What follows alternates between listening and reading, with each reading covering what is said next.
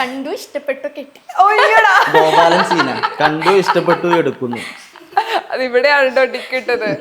ഈ ആദ്യം നിങ്ങൾ ശരിക്കും നിക്കാഹിന് ഒരുമിച്ച് അതിനു മുമ്പേ മീറ്റ് ചെയ്ത് കല്യാണം തലേ ദിവസത്തെ അതുണ്ട്. ഞാൻ കല്യാണത്തിന്റെ ഒരാഴ്ച മുമ്പാണ് നാട്ടിൽ ലാൻഡ് ചെയ്തത്.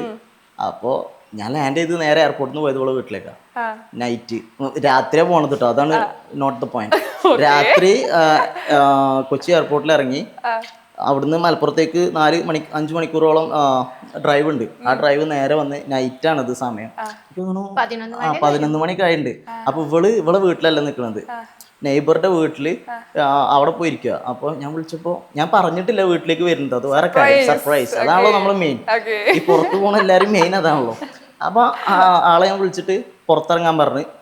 അങ്ങനെ ഫസ്റ്റ് ടൈം കാണുന്നത് അവിടുന്നാണ്. അപ്പൊ ഞാൻ പുറത്തിറങ്ങില്ല, ഞാൻ ഷോക്കല്ലേ. ഞാൻ കെട്ടാൻ പോണ ആളെ ഞാൻ ആദ്യമായിട്ട് കാണുകയാണ്. അടുത്ത ആഴ്ച കല്യാണം. അപ്പൊ അന്നാണ് ഞാൻ ആദ്യമായിട്ട് കാണുന്നത്. പിന്നെ പിറ്റേന്ന് ഞങ്ങൾ ഒരു കഫേയിൽ പോയി ഒന്ന് സംസാരിച്ചു. അതാണ് സത്യത്തിൽ എന്റെ ഫോർമൽ പെണ്ണ് കാണൽ, കല്യാണം ഉറപ്പിച്ചിട്ടുള്ള പെണ്ണ് കാണൽ.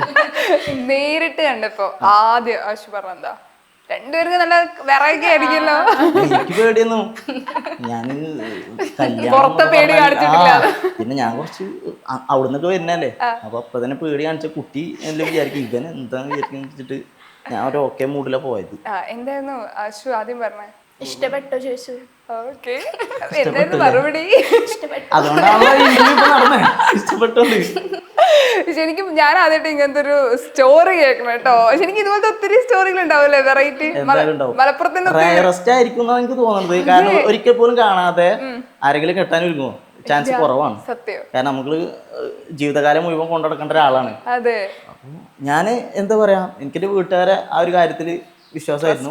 എന്റെ ഉമ്മ കണ്ടുപിടിച്ച ഒരാളാണ്. അപ്പൊ അത് ഓക്കെ ആയിരിക്കും എന്ന് എനിക്ക് തോന്നി. എന്തൊരു മുഞ്ചത്തെ കുട്ടിയാ, വന്നപ്പോ ആ ചിരി തന്നെ ഉണ്ടായിരുന്നു. അതാ ഞാൻ മുഞ്ചനല്ലേ. രണ്ടുപേരും മെയ്ഡ് ഫോർ ഈച്ച് അതറാണ്. ഇപ്പൊ കാനഡയിൽ എന്താ ചെയ്യുന്നത് ശരിക്കും? ഞാൻ കാനഡയിൽ വർക്ക് ചെയ്യാം. ഞാൻ സ്റ്റുഡന്റ് ആയിട്ട് പോയതായിരുന്നു ഇനീഷ്യലി. 23rd ഞാൻ എൻ്റെ സ്റ്റഡീസ് കംപ്ലീറ്റ് ചെയ്ത് വർക്കിന് കയറി. ഇപ്പോൾ കറന്റ് ഒരു ബിൽഡിംഗ് മെയിൻ്റനൻസ് കമ്പനിയിൽ സൂപ്പർവൈസറായിട്ട് വർക്ക് ചെയ്യാം. പൊതുവെ നമ്മൾ കാനഡയിൽ പോകുമ്പോൾ ആളുകൾ പോകുമ്പോൾ നമുക്ക് മനസ്സിൽ ഭയങ്കര പോസ്റ്റ് ലൈഫാണ്, അവിടെ അടിച്ചു പൊളിക്കുകയാണെന്നൊക്കെയാണ്. നമുക്കിവിടെ സങ്കടം ഉണ്ടെങ്കിൽ നമ്മൾ അവിടെ സന്തോഷമാണ്. ശരിക്കും ഇങ്ങനെ തന്നെയാണോ? നിങ്ങൾ അവിടെ എന്താ ചെയ്യുന്നത്? Canadian reality hits different. അത് അങ്ങനെയാണ്. അത് ആൾക്കാർക്ക് നമ്മൾ ഇവിടെ നിന്നിട്ടേ, നമ്മൾ കേരളത്തിൽ നിന്നിട്ട് ഇങ്ങനെ നോക്കുമ്പോൾ ഓ കാനഡ, പിന്നെ നമ്മൾ സ്റ്റോറി ആണെങ്കിലും സ്റ്റാറ്റസ് ആണെങ്കിലും, പിന്നെ അവിടെ അത്യാവശ്യം സിറ്റിയും സ്ട്രീറ്റൊക്കെ അത്യാവശ്യം ഡെവലപ്ഡ് ആയതുകൊണ്ട് തന്നെ ഇൻഫ്രാസ്ട്രക്ചറൊക്കെ അടിപൊളിയാണ്. അപ്പോൾ ഫോട്ടോസൊക്കെ കാണാൻ ഇച്ചിരി ഭംഗി ഉണ്ടാവും. നമ്മളെ സ്കൈയും അത്യാവശ്യം ക്ലിയറാണ്, നമ്മളെ പോലെയല്ല.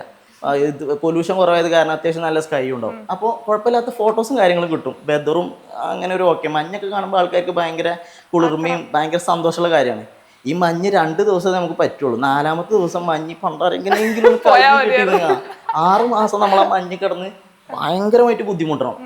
ഞാൻ നിൽക്കുന്നത് കാനഡയിൽ ടൊറന്റോ എന്ന് പറഞ്ഞ സ്ഥലത്താണ്. അത്യാവശ്യം പോപ്പുലർ ആയിട്ടുള്ള ഏരിയ ആണ്. നല്ല രീതിയിൽ ആൾക്കാർ തിങ്ങിപ്പാർത്ത് ജീവിക്കുന്ന ഒരു സ്ഥലമാണ് സത്യത്തിൽ ടൊറന്റോ.